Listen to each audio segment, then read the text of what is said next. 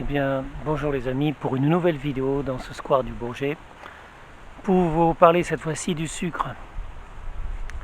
Le sucre, c'est un sujet que j'ai déjà abordé dans certaines de mes vidéos, notamment concernant la minceur. Si l'homme pouvait éviter de prendre du sucre au cours de sa vie, je pense qu'il n'aurait pas de soucis au niveau du poids. Le sucre, à l'état normal, on le trouve dans les fruits, bien sûr.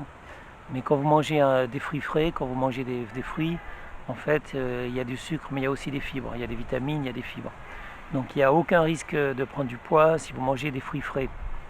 Par contre, tous les produits à base de sucre que vous trouvez dans le commerce, que l'alimentaire nous propose depuis des années, c'est du sucre qui sera transformé en graisse grâce à notre foie ou à cause de notre foie. Donc tous les excédents de sucre qui ne sont pas directement utilisés par le corps, qui ne sont pas utilisés par exemple par le cerveau ou par les muscles, vont se retrouver transformés en cellules graisseuses stockées dans les adipocytes.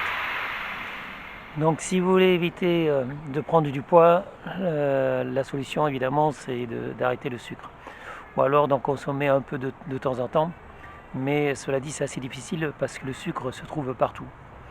Les gens pensent que le sucre, c'est le sucre blanc, mais c'est pas que le sucre blanc. Le sucre, c'est maintenant les pâtes, c'est le pain, le riz, les farines, les pizzas, tout ce que les industries agroalimentaires raffinent. En fait, ça s'est transformé en sucre. Le pain qu'on mangeait à une certaine époque avec les céréales, les fibres et tout ça, c'était comme des fruits frais, c'était assimilé par le corps et c'était éliminé. Maintenant, les farines qui sont dans le commerce, le pain blanc qui est dans le commerce, en fait, c'est que du sucre. Ça n'apporte rien au corps. Tout ce qui est sucre, c'est pas bon pour le corps, pas bon pour la santé, et ça va vous faire prendre du poids. Le problème du sucre, c'est un sujet assez vaste parce que le sucre, on est accro tout petit.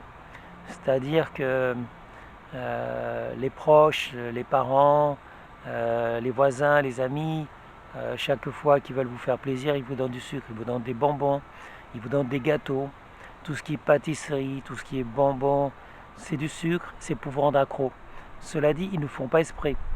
Quand quelqu'un vous offre du soda, par exemple un jus de fruits ou un Coca-Cola, un Oasis, un Fanta, je ne pense pas qu'il fait exprès, qu'il se rend compte en fait du fait qu'il vous donne du sucre et que ça ne peut rien vous apporter de bon au corps. D'ailleurs, la seule boisson qui est intéressante pour le corps, qui apporte quelque chose pour le corps, elle a 0 calories, c'est de l'eau. C'est uniquement l'eau. Tout ce qui est autre que de l'eau, vous pouvez boire un peu de café, un peu de thé, mais tout ce qui est autre que de l'eau n'est pas nécessaire au corps. Donc si vous avez soif, de toute façon, buvez de l'eau. L'eau minérale gazeuse, l'eau minérale normale, l'eau, n'importe quelle eau, du moment qu'elle est propre. Donc ça, c'était le point sur les boissons. Concernant l'alimentation, c'est plus difficile parce que le sucre est parfois caché. Et les gens ne savent pas toujours que le riz c'est du sucre. Plus vous faites cuire du riz, plus il se transformera chimiquement en sucre. Plus vous faites cuire des pâtes, plus il se transformera aussi en sucre. D'ailleurs, c'est assez intéressant parce que quand on fait cuire énormément les pâtes ou le riz, ça devient collant. Je sais pas si on peut faire de la colle. Je ne sais pas si vous avez déjà essayé, mais on peut faire de la colle avec tout ce qui est suffisamment chauffé, comme les pâtes, comme le riz et d'autres produits, en fait, qui sont transformés chimiquement en sucre. Évidemment, le riz, on ne peut pas le manger cru, mais ça serait le riz avec l'écorce, ça pourrait être bon pour le corps, puisqu'il y a les fibres à côté, il y a l'écorce à côté, donc tout ça, ça peut être bon pour le corps. Mais le riz blanc qui vous vendent actuellement, le riz qui est pré-cuit à l'avance, le riz qui se cuit en 10 minutes, 10 ou 15 minutes, de toute façon, c'est plus il est pré-cuit, plus on le prépare chimiquement, plus il se transformera en sucre et moins il est bon pour le corps. Donc là, malheureusement, il va commencer à pleuvoir, donc la petite vidéo sera très courte parce qu'il va falloir que je rentre. Je pense que j'ai fait pratiquement le tour du sucre. C'est malheureux parce que, en fait, tout le monde est accro au sucre, même moi. Même si des fois je dis que c'est le chocolat que je préfère, je suis accro au chocolat, mais il y a du sucre dedans. Il y a du sucre dans le chocolat, évidemment, parce que le cacao est vraiment amer. Je ne sais pas si vous avez essayé de prendre du cacao pur. Le cacao est très amer. Si on ne rajoute pas du sucre dans le cacao, de toute façon, ça sera difficile à manger. Le lait aussi contient du sucre. De toute façon, tout ce qui finit en ose, ça contient du sucre. Le lactose, le galactose, le fructose, la saccharose, tout ça, ça finit en ose, donc c'est du sucre. Le lait de vache est un peu spécial parce que de toute façon, c'est pas fait pour les hommes. Le lait pour les animaux, il faudrait prendre du lait qui soit d'animaux petits comme la chèvre, les brebis, mais surtout pas le lait de vache qui sert à nourrir des veaux. Le lait de vache, c'est quelque chose qui n'est pas fait pour l'homme. Et évidemment, ça contient ça contient des protéines, ça contient des glucides, bon ça va, mais ça contient évidemment beaucoup de sucre, du calcium, mais en excès, du calcium qui n'est pas fait pour l'homme, qui perfore les reins. Donc les laits de vache, c'est du calcium qu'on assimilera difficilement. On va assimiler 20 à 30%. Donc le calcium dans le lait de vache, il y en a trop. Et de toute façon, ça perforera les reins parce que le corps humain ne peut pas assimiler tout le calcium qu'il y a dans du lait de vache. Donc utilisez du lait de brebis, utilisez d'autres laits, du lait de soja si vous voulez, mais pas le lait de vache. Moi, le lait de vache, j'en prends plus, pratiquement plus. Les fromages à partir du lait de vache, j'en utilise pratiquement plus non plus. Donc tout ce qui est lait de vache, vous évitez. Non seulement à cause du sucre, mais aussi parce que le calcium est en excès et n'est pas fait pour le corps humain. Donc comme je l'ai dit, pour le sucre, c'est très difficile. C'est un sujet qui est vaste, les gens en ont beaucoup parlé, j'ai lu pas mal de livres sur le sucre. Et donc c'est un scandale en fait. C'est un scandale parce que les industries agroalimentaires ont payé des chercheurs pour vous faire croire que le sucre, c'était pas un souci. Et c'est pas à cause de ça que les hommes devenaient de plus en plus gros, malades depuis quelques années. En fait, ça fait 50 ans, 60 ans que les industriels, l'industrie agroalimentaire vous ment. Ils paient des chercheurs, ils paient des études, ils paient des gouvernements de façon à écouler leur stock de sucre, que ce soit sous la forme de soda, que ce soit sous la forme de jus de fruits, que ce soit sous la forme de pâtes, que ce soit sous la forme de plats tout prêts. Il y a du sucre partout et c'est les industries agroalimentaires qui paient les études, qui paient les chercheurs pour faire croire que ce n'est pas nocif. C'est faux. Le problème n'a jamais été le gras. Le gras de la viande, les bons gras, tout ça, c'est pas un souci. Vous pouvez prendre de l'huile d'olive, vous pouvez prendre de l'huile de noix, l'huile de tournesol. L'huile, ça va. La plupart de la graisse, en fait, c'est pas mauvais pour le corps. C'est le sucre, en fait, qui se transforme en corps. Et quand vous avez votre taux de glycémie qui est bas, c'est-à-dire quand vous mangez plus ou quand vous ne prenez plus aucune calorie, aucune boisson dehors de l'eau, le taux de glycémie va descendre. Au bout d'une heure, 2 heures, ça commence à descendre. Et là, on déstocke. C'est-à-dire que le foie qui stockait les sucres en graisse, il va faire l'inverse. Il va utiliser vos graisses, il va transformer vos graisses en sucre de façon à alimenter les muscles, le cerveau et tous les organes du corps humain qui ont besoin de sucre. Donc le corps humain est capable de créer son propre sucre à partir des graisses. Donc ne vous en faites pas, vous ne manquerez jamais de sucre. Il suffit d'avoir des graisses dans son corps et tout le monde en a. Tout le monde a de la graisse dans son corps, donc tout le monde est capable de créer du sucre à partir de la graisse qu'il a dans son corps. Mais évidemment pour ça, c'est le foie qui joue ce rôle. Et le foie ne peut faire qu'une chose à la fois. Soit il déstocke, soit il stocke. Il déstocke, c'est-à-dire transformer les graisses en sucre, soit il stocke, il va transformer les sucres en graisse. Si vous voulez que votre corps déstocke, donc transforme les graisses qu'il a dans le corps en sucre, il faut arrêter de manger pendant plusieurs heures. Arrêter, ça veut dire ne plus rien manger, ne plus rien boire à part de l'eau pendant plusieurs heures. C'est pour ça que généralement, enfin en ce qui me concerne, je le fais la nuit. La nuit, je ne mange pas. Je ne mange rien du tout la nuit. Éventuellement, je bois de l'eau. Le matin, le petit déjeuner, je ne le prends pas non plus. Les petits déjeuners français, c'est bourré de sucre. Les céréales toutes prêtes, tout ça, c'est bourré de sucre. Le chocolat au lait, le café au lait, c'est bourré de sucre. Les croissants, les pains au chocolat, tout ce qui est pâtisserie, boulangerie, c'est bourré de sucre. Donc, si vous voulez vraiment que votre corps déstocke, la nuit, ça ne suffira peut-être pas. La nuit, ça va faire combien? 7 heures, 8 heures, c'est tout. Donc, si vous prolongez le jeûne jusqu'au lendemain midi comme moi, au lieu de déstocker pendant quelques heures, vous allez stocker pendant beaucoup plus longtemps. C'est-à-dire qu'au lieu de faire un jeûne qui va durer 7 à 8 heures, vous allez faire un jeûne qui va durer 16, 18 ou pour certains 20 heures. C'est-à-dire que vous commencez à ne plus manger à partir de 6 heures du soir ou 7 heures ou 8 heures du soir et vous recommencez à manger à partir de midi ou à partir de 13 heures, voire un peu plus loin. Donc ça vous fait un jeûne qui dure au moins 16 heures. 16 heures, c'est largement assez pour que votre corps déstocke, c'est-à-dire libère le gras et le transforme en sucre de façon à nourrir tous les organes. Moi j'ai 57 ans, je mesure 1m75 et je pèse 68 kg. 68 kg pour 1m75, c'est pas mal. En fait, je suis mince. Et tout ça, c'est grâce au fait que je ne mange pas la nuit, je ne mange pas le matin non plus, et j'essaie de manger des légumes, des fruits frais. Je me limite un peu au niveau de la viande. Je mange des œufs de catégorie A. C'est des œufs qui sont de poule élevés en liberté. Donc les œufs de catégorie A sont les meilleurs. Et voilà, je prends des huiles, des bonnes huiles. J'évite de manger trop souvent des pizzas. Bon, ça m'arrive. J'évite de manger trop souvent des produits faits par des entreprises, des industriels. Donc toutes ces petites cochonneries, ça m'arrive d'en manger 1 ou 2 fois par semaine. On est chimiquement intéressé par le goût du sucre et c'est resté dans nos gènes, c'est resté dans notre cerveau. On aura du mal maintenant à éliminer complètement le sucre, à dire à partir de demain stop, j'arrête le sucre, je mange plus de bonbons, je mange plus de gâteaux, je bois plus de soda, plus de fromage à base de lait de vache, plus de lait concentré, plus de café au lait, plus de chocolat au lait, plus de chocolat tout court. Tout ça, tous ces aliments, plus de pizza par exemple, tous ces aliments, on y a pris goût. Le corps humain, l'être humain a pris goût.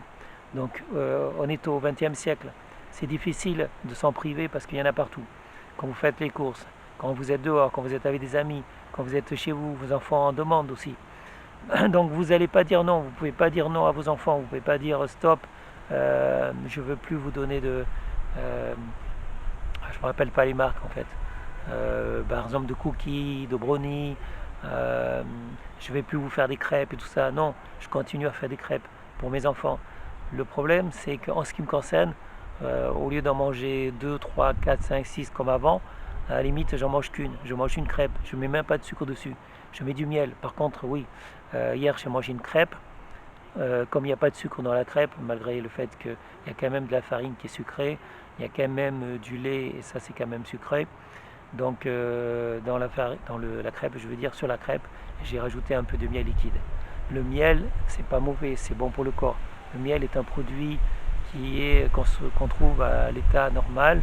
Ce sont les abeilles qui le font, donc vous avez droit au miel. Ce que je parle du sucre, c'est le sucre chimique. Tout ce qui est fait par les industriels.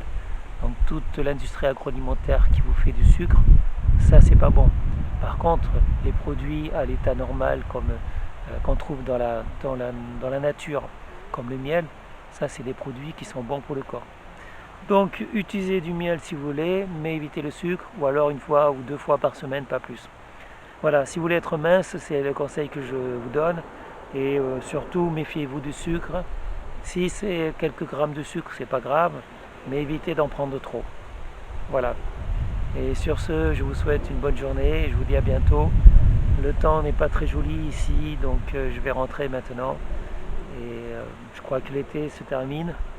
Donc j'espère que vous avez profité des vacances malgré le masque. Nous, on nous impose de mettre le masque partout, ici dans le 93.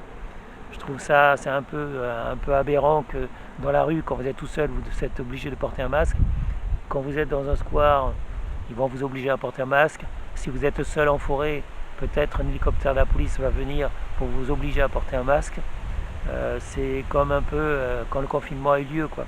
Pendant 3 mois, ils nous ont obligés à rester à la maison. Ils nous ont dit, voilà, ne sortez pas de chez vous, ou alors vous faites vous-même un papier, un document, une autorisation qui vous permet de sortir pendant pas plus d'1 heure. Et ensuite, ils ont fermé les parcs, ils ont fermé les squares. Donc l'endroit où on aurait pu prendre de l'air, on aurait pu se trouver assez loin les uns des autres. Et ben ils ont dit, ben non, on va fermer les squares, vous pouvez travailler si vous voulez, mais vous allez retrouver les uns contre les autres dans les métros, dans les RER. Bon bref, j'en ai déjà parlé, vous savez ce que j'en pense. Je pense que le confinement était une grave erreur et que ça a rendu les gens malades. Donc ceux qui étaient malades et qui auraient dû aller dans les hôpitaux n'ont pas pu aller dans les hôpitaux. Les autres, ça les a stressés. Les gens ont été stressés parce qu'il y a eu un décompte des morts fait par ministre tous les soirs. Donc en fait, le stress, ça provoque des maladies. Donc le décompte des morts et faire peur aux gens avec ce virus qui au final n'était pas plus méchant qu'une grippe. Donc c'est pas le virus qui a tué en fait. C'est le confinement, c'est le stress qui a tué les gens. Le fait qu'ils n'aient pas pu aller dans des hôpitaux. Parce que ceux qui en avaient besoin d'aller dans des hôpitaux, ils étaient coincés chez eux. Les médecins ne répondaient plus. J'ai un grand-fils qui a essayé d'appeler le médecin, qui a essayé de voir le médecin plusieurs fois. Les médecins ne voulaient pas le prendre. Donc, il y a eu un problème du côté des médecins, il y a un problème du côté du gouvernement. Ils ont stressé les gens avec le décompte des morts et avec toute la publicité qu'ils ont fait autour des virus. Et qu'est-ce qu'ils ont fait en plus? Ils ont empêché les gens de sortir, de prendre l'air, d'où manque de vitamine D. Or, on sait que pour lutter contre les virus, c'est la vitamine C et la vitamine D. C'est les deux principales vitamines qui, associées vitamine C et vitamine D, permettent de lutter contre tous les virus. Tous les virus, le coronavirus bien sûr, mais aussi les grippes, le sida. En fait, c'est votre système immunitaire qui va se défendre. Pour que votre système immunitaire se défende bien, il faut une bonne alimentation. Si vous n'avez pas une bonne alimentation, vous pouvez ajouter des vitamines. Mais souvent, on peut manquer de vitamines. Par exemple, si on ne sort pas dehors, s'il n'y a pas assez de soleil, il n'y a pas assez de lumière, on va manquer de la vitamine D.